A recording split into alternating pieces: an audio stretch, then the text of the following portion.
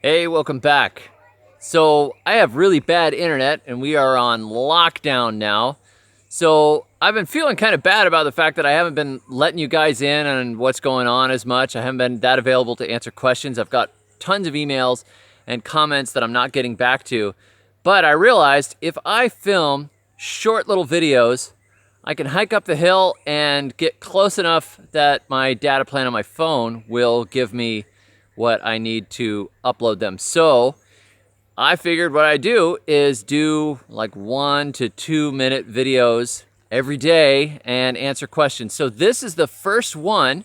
If you guys have survival gardening questions, leave them in the comments and I'll try to check the comments, and then we will make a regular little show out of it. So ask me your survival gardening questions. Everybody's really nervous right now and I want to be here for you guys.